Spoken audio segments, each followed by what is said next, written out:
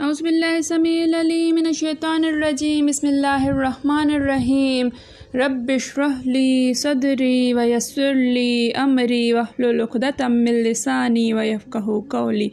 رب یسر ولا تعسر وتمم بالخیر وبک نستعین رب زدنی علما۔ السلام علیکم ورحمۃ اللہ وبرکاتہ۔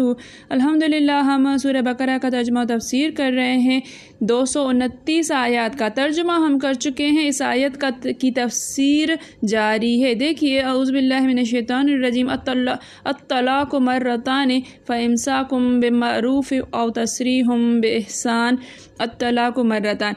یہاں سے پیچھے ہم پڑھ چکے کہ اللہ تعالیٰ نے مرد اور عورت، خاوند اور بیوی کے درمیان جو تعلق ہے، اس تعلق کے بارے میں، پھر اس کے اندر جو مختلف قسم کے فیزز آتے ہیں یا جو مشکلات پیش آتی ہیں تو ان کے حل کے لیے احکام جاری فرمائے۔ پہلے فرمایا کہ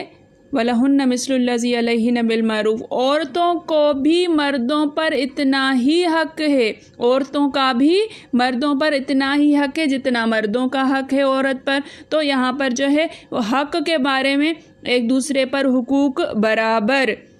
لیکن اللہ تعالیٰ نے یہ فرمایا کہ مردوں کا ایک درجہ ہے۔ مردوں کا ایک درجہ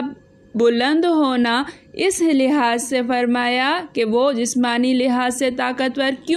کیونکہ اللہ تعالیٰ نے مرد کو عورت کا محافظ بنایا، مرد کو عورت کا پروٹیکٹر بنایا،